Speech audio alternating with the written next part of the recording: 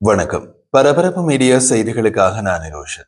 உக்ரைனால் புதிதாக உருவாக்கப்பட்ட flamingo cruise ஏவுகணைகள் நிஜமான போரில் ரஷ்ய இலக்குகளை தாக்கும் விதத்தில் வெற்றிகரமாக சோதித்து பார்க்கப்பட்டன. 2014ஆம் ஆண்டு ரஷ்யாவால் ஆக்கிரமிக்கப்பட்ட கிரிமியா தீபகற்பத்தில் உள்ள ரஷ்யாவின் விமான தளத்தை தாக்கியதாக பிளமிங்கோ குரூஸ் ஏவுகணை தகவல்கள் தெரிவிக்கின்றன. இந்த விமான தளத்தில் நிறுத்தப்பட்டிருந்த 6 ஹோவார் கிராப்டர்கள் தாக்கி அளிக்கப்பட்டதாகவும் அல்லது சேதப்படுத்தப்பட்டதாகவும் தகவல்கள் பாதுகாப்புத்துறை வட்டாரங்களில் கூறப்படுகிறது.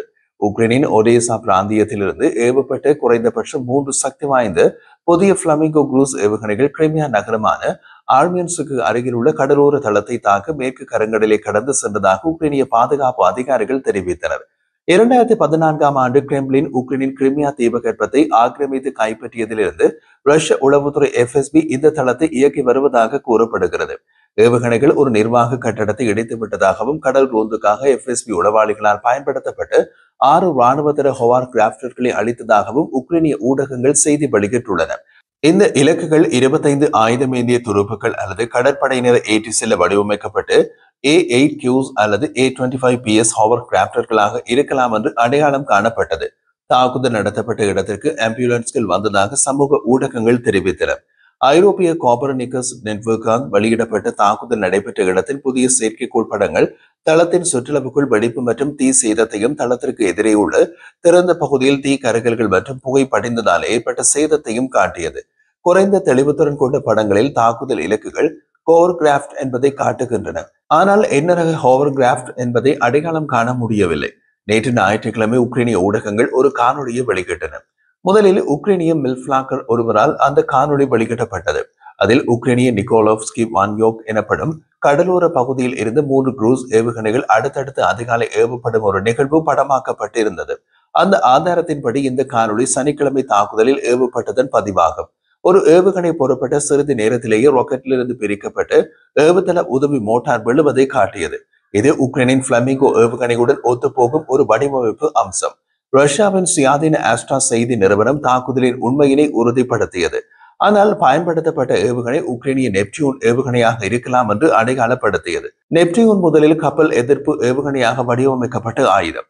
ஆனால் 2024ஆம் ஆண்டு நில இலக்குகளை தாக்கும் பொருட்டு மிகவும் சக்தி வாய்ந்த என்ஜின் மற்றும் வெடிப்பு முனை பொருத்தப்பட்டது. ரஷ்ய உளவுத்துறை FSB தளத்தில் ஒரு ஆபரேட்டர் கொல்லப்பட்டார். ஆனால் கட்டடம் மற்றும் ஹோவர் கிராப்டுக்கு ஏற்பட்ட சேதத்தின் அளவு தெளிவாக இல்லை என்று ரஷ்ய டெலிகிராம் சேனல் ஆஸ்ட்ரா தெரிவித்துள்ளது. வடக்கு கிரீமிய ஊடகங்கள் மற்றும் சமூக ஊடக அரட்டை குழுக்கள் FSB தளத்தினை ஒட்டியுள்ள மொலோஷைன் கிராமத்திற்கு அருகில் தாக்குதல் மற்றும் வெடிப்புகள் நடந்ததாக தெரிவித்தன.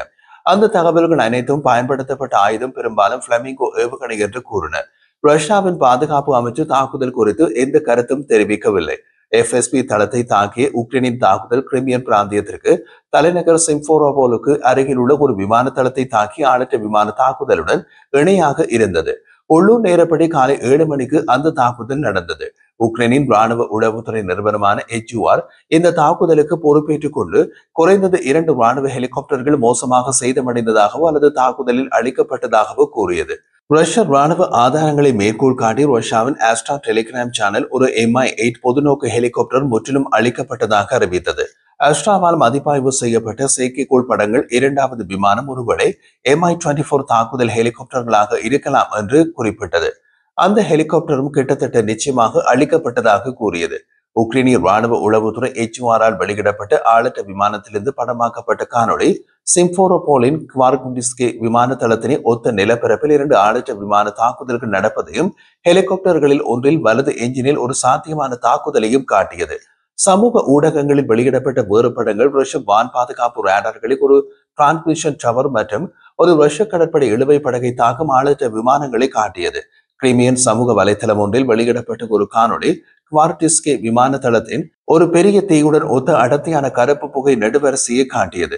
ஆகஸ்ட் மாத நடுப்பகுதியில் உக்ரைன் அரசாங்க செய்தி தொடர்பாளர் ஒருவர் உக்ரைனின் புதிய பிளமிங்கோ குரூஸ் ஏவுகணையின் விவரங்களை செய்தியாளர்களுக்கு வெளியிட்டார்கள். அது ஒரு டன்னுக்கும் அதிகமான எடையுள்ள வெடிப்பு முனையை கொண்டது என்று 3000 கிலோமீட்டருக்கும் அதிகமான தூரம் வரை சென்று தாக்க முடியும் என்று கூறினார். நேட்டோவால் உக்ரைனுக்கு அனுப்பப்பட்ட நீண்ட தூர வீச்சு அமெரிக்க தயாரிப்பு ஆயுதங்களை ரஷ்யாவுக்குள் உள்ள இலக்குகளுக்கு எதிராக ஏவுவதற்கு அமெரிக்கா விதித்த கட்டுப்பாடுகள் காரணமாக பிளமிங்கோ குரூஸ் ஏவுகணை 12 மாதங்களுக்குள் உள்நாட்டில் உருவாக்கப்பட்டது. உள்நாட்டில் உருவாக்கப்பட்ட பிளெமிங்கோவை பயன்படுத்துவதில் வெளிநாட்டு கட்டுப்பாடுகள் எதுவும் இல்லை என்று உக்ரைன் அதிகாரிகள் கூறியுள்ளனர். உக்ரைன் ஜனாதிபதி வோலோடிமிர் செலன்ஸ்கி நேற்றிரவு வெளியிட்ட காணொலி உரையில் கிரெம்ளின் அமைதி செயற்பாட்டில் அக்கறை காட்டாததால் ரஷ்யாவுக்குள் உள்ள இலக்குகளுக்கு எதிரான தாக்குதல்களை தனது அரசாங்கம் துரிதப்படுத்தும் என்று கூறினார். கிரெம்ளின் செய்தி தொடர்பாளர்கள் ரஷ்யா ஆக்கிரமித்துள்ள கிரிமியா மற்றும் ரஷ்யாவின் கடல் கடற்கரையில் இலக்கு தரவுகளை சேகரிக்க கரங்கடலுக்கு மேல் நேட்டோ உளவு விமானங்களை பறக்க விடுவதாக குற்றம் சாட்டினார்கள்.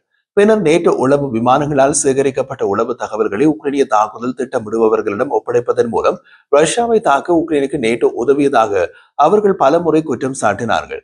நேட்டோ கூட்டணி உக்ரைனுக்கு ஆயுதங்களை கொடுத்து உதவுகிறது. ஆனால் ரஷ்யாவுக்கு எதிரான ராணுவ செயற்பாடுகளை கடுமையாக தவிர்க்கிறது என்று நேட்டோ பல தடவைகள் கூறியுள்ளது. பொது விமான போக்குவரத்து கண்காணிப்பு தளங்களில் உக்ரைன் போஸ்ட் சோதனைகள் சனிக்கிழமை கருங்கடல் மீது பதிவு செய்யப்பட்ட நேட்டோ உளவு விமானங்கள் எதையும் காட்டவில்லை. கிரிமியா மீதான உக்ரைனிய தாக்குதலுக்கு முன்னதாக கிரிமியாவுக்கு அருகாமையில் உள்ள வான் பகுதியில் நேட்டோ உளவு விமானம் ஒன்று பறந்தது அவதானிக்கப்பட்டது. அது பிரிட்டிஷ் ராயல் விமானப்படி போயிங் RC-135W ரிவெட் கூட்டு மின்னணு கண்காணிப்பு விமானம். மில்டன் ஹாலை தளமாக கொண்ட விமானம் கிரிமியாவின் மேற்கு கரையை அணுகும் போது சர்வதேச வான் பகுதியில் பறந்தது. பின்னர் எந்த சம்பவமும் இல்லாமல் பிரிட்டனுக்கு திரும்பியது. அதற்கு முதல் நாள் அமெரிக்க கடற்படையின் P-8A கடல்சார் உளவு விமானம் கிரிமியாவின் தெற்கே உள்ள சர்வதேச வான் பகுதியில் பறந்தது. ரஷ்ய விமானப்படை நேற்று ஒரு காணொலியை வெளியிட்டது. அதில் ஒரு ரஷ்ய Su-27 போர் விமானம் அமெரிக்க P-8A விமானத்தை கண்காணிக்க அதற்கு அருகில் பறப்பதை காட்டியது. ஞாயிற்றுக்கிழமை அமெரிக்க விமானப்படையின் RQ-4 நீண்ட தூர ஆளற்ற உளவு விமானம் கருங்கடலின் நீளம் வரை பறந்து கிரிமியாவின் தெற்கே உள்ள சர்வதேச வான் பகுதியில் சுமார் 2 மணி நேரம் சுற்றித் திரிந்தது. இவற்றின் நடமாட்டங்களை பார்க்கும் போது நேட்டோ ரஷ்ய இலக்குகள் மீது நடத்தப்படும் தாக்குதல்களில் நேரடியாக ஈடுபடுவதில்லை என்று கூறினாலும் தாக்குதல்களுக்கான தகவல்களை சேகரித்து கொடுக்கிறார்கள் என்று எடுத்துக் கொள்ளலாம். அதாவது தாக்குதலில் ஈடுபடுவதில்லை, ஆனால் தாக்குதலுக்கு உதவுகிறது. உக்ரைன் நேட்டோவின் ஒரு புதிய திட்டத்தின் கீழ் $2 பில்லியன் ராணுவ உதவியை பெறும். இந்த பணம் உக்ரைனின் ரஷ்ய எதிர்கால ஆக்கிரமிப்பை தடுப்பதற்கும் உக்ரைனின் வான் பாதுகாப்பதற்கும் நேட்டோ நட்பு நாடுகளால் நிதியளிக்கப்படும் திட்டத்திற்கானது.